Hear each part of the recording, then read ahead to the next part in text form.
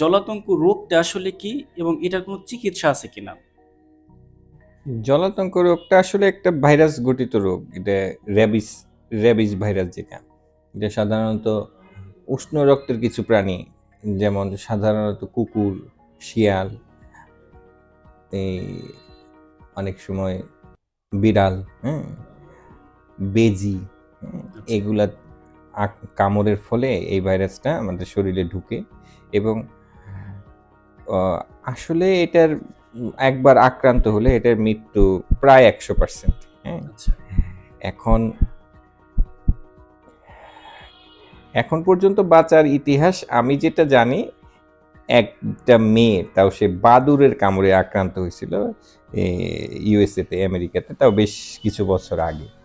এ বাদে আসলে আমাদের টেক্সট বুকেও বাঁচার এরকম ইতিহাস নেই বাঁচার আসলে। ইতিহাস নেই।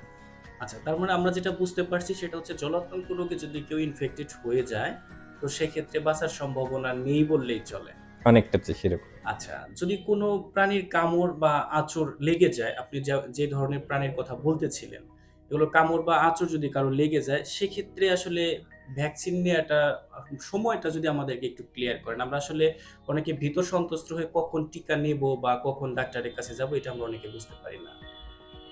এটা খুব সুন্দর সুন্দর প্রশ্ন। এটা হলো কামড়ের পরে যত দ্রুত সম্ভব ভ্যাকসিনেশনের কথা, যেটা গাইডলাইনগুলি, WHO গাইডলাইন আছে, এই সাউথ ইস্ট এশিয়ার একটা র্যাবিস গাইডলাইন সেটা আছে, হ্যাঁ, বেশ কিছু গাইডলাইনে একই কথাই বলতেছে যে কামড়ের যত দ্রুত সম্ভব, অ্যাজ সুন অ্যাজ পসিবল। হ্যাঁ, এখন সর্বাধিক কত সময় পর্যন্ত সেই সময়টা আসলে এত ব্যাখ্যা নাই। হ্যাঁ, হুম। তবে আমরা বলি যে ন্যূনতম 24 ঘন্টার মধ্যে নিয়ে নিতে, হ্যাঁ, যত দ্রুত সম্ভব তত ভালো।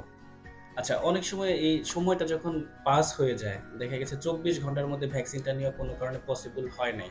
তো সেক্ষেত্রেও কি আসলে ডক্টরের পরামর্শ নিয়ে পরবর্তীতে ভ্যাকসিনটা নিয়ে নিবে কিনা? হ্যাঁ, তখনও ভ্যাকসিন নিতে হবে। আচ্ছা, তখনও ভ্যাকসিন নিতে হবে। তা এক্ষেত্রে ভ্যাকসিন এ এ না নেওয়ার কোনো তাকে, সুযোগ নেই আসলে। হ্যাঁ, এটাকে না নেওয়াটাকে প্রমোট করা যাবে না। হ্যাঁ? আচ্ছা, ভ্যাকসিন না নিলে কি ধরনের ক্ষতি হতে পারে? ভ্যাকসিন না নিলে এটা হলো, যদি এই প্রাণীটি যদি র্যাবিসে আক্রান্ত হয়ে থাকে, জি।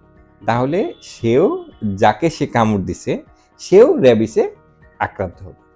এখন প্রশ্ন আসতে পারে, সকল কুকুরের কামড়ে তো র্যাবিস হয় না। এখন কোন কুকুর র্যাবিসে আক্রান্ত সেটা সেটা তো আসলে, আমরা কেউ জানি না। হ্যাঁ, সেটা জানি না। হ্যাঁ, এই জন্য যখনই কামড় দেখ না কেন, আপনাকে র্যাবিস ভ্যাকসিন নিতে হবে। নেওয়াটা শ্রেয়। আচ্ছা, সেক্ষেত্রে অনেকের প্রফেশনের দিক বিবেচনা করে যতদূর জানি যে টিকার ডোজটা একটু চেঞ্জ হয় বা এই ধরনের কিছু হয়তো আপনি ভালো জানেন। তো সেই ব্যাপারটা যদি বলতেন যে আইএম বা আই ওই স্কিনের নিচে যেমনটা ভ্যাকসিন দেওয়া হয়, আবার সরাসরি মাংসপেশিতে দেওয়া হয়, এই ব্যাপারটা যদি একটু শর্টকাটে ক্লিয়ার করেন স্যার। এটা একটু শর্টকাট বলাটা একটু কঠিন। হ্যাঁ, জি, এখানে কয়েক ধরনের শিডিউল আছে।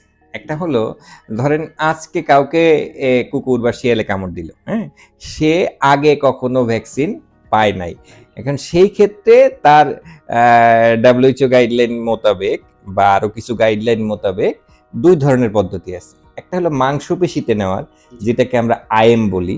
সেখানে আপনি প্রথম দিনটা যদি আজকে ধরেন, জি, তাহলে আজকে হবে 0, জি। তার 3 দিনের মাথায়, তারপরে তার 7 দিনের মাথায়, তারপরে তার 14 দিনের মাথায়, তারপরে তার 28 দিনের মাথায়।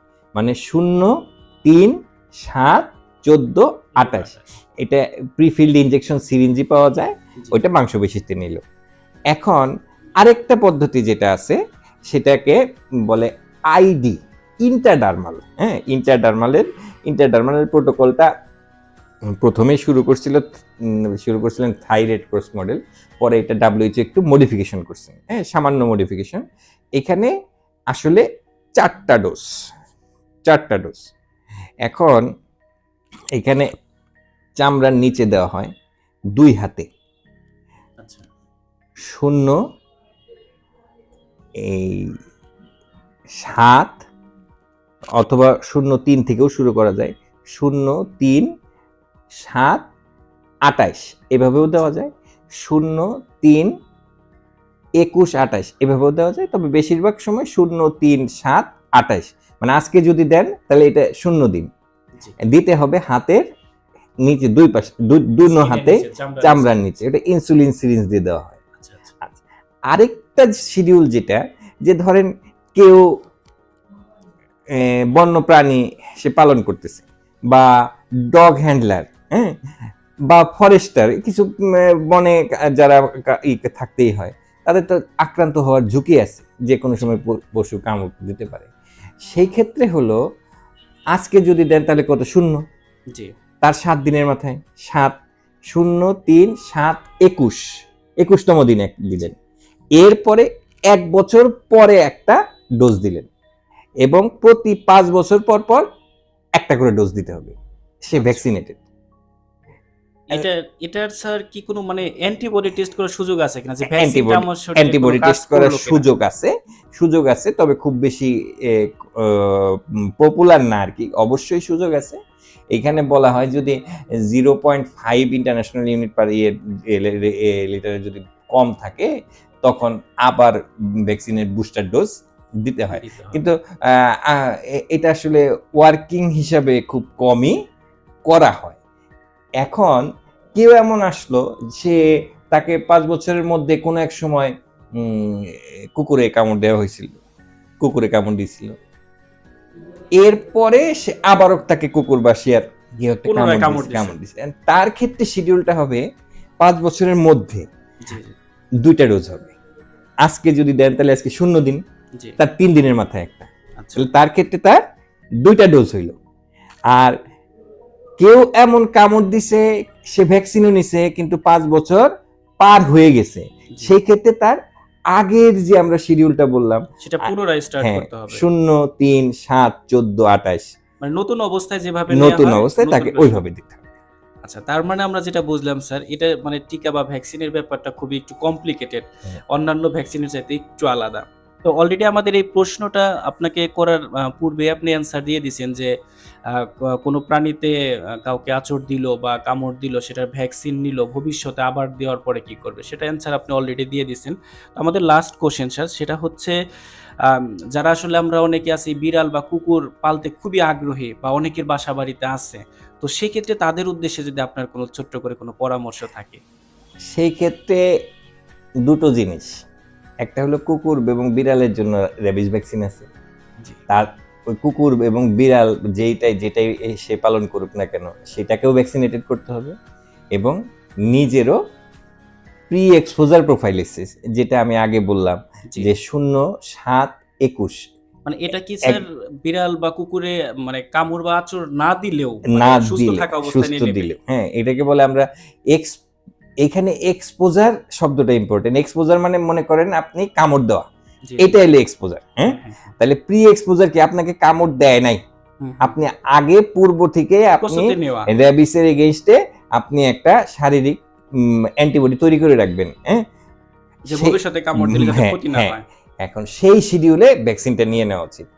সেই শিডিউলটা আবারও যেটা পূর্বের কোশ্চেনে বলছি আমি, যে 0, 7, 21, মানে আজকে যদি দেন তাহলে একটা 0 দিন হবে, তারপরে 7ম দিনের মাথায়, তারপরে 21 দিনের মাথায়, এবং ২৮ এবং দিন মতো। না, এখানে 28 না, এখানে আবার 1 বছর পর, ১ বছর পর। 1 বছর পর, এবং প্রতি 5 বছর পর পর একটা ভ্যাকসিন।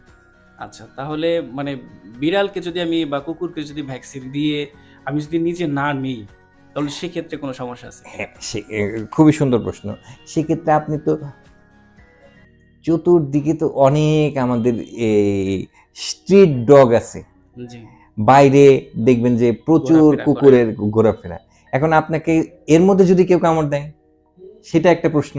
জি, এখন তারপরে এই র্যাবিস ভ্যাকসিন দিলেন, তারপরেও দেখা যায় যে কুকুর বিড়ালের ক্ষেত্রে কিছু ক্ষেত্রে র্যাবিসে আক্রান্ত হওয়ার ঘটনা ঘটে, কারণ সেটা আরেক বাইরের কুকুর বা বিড়াল দিয়ে সে কামড়ে আক্রান্ত হচ্ছে, কারণ ওরা মারামারি করে, হুম। ওরা বিভিন্ন ভাবে হয়। ওই বিড়াল বা কুকুরের হ্যাঁ, সাথে মিশে এই হ্যাঁ, কারণে। সেই ক্ষেত্রে দুইটাই অপশন, যে আপনি নিজে ভ্যাকসিনেটেড হবেন এবং কুকুর এবং বিড়ালকে ভ্যাকসিন দিয়ে ভ্যাকসিন রাখবে।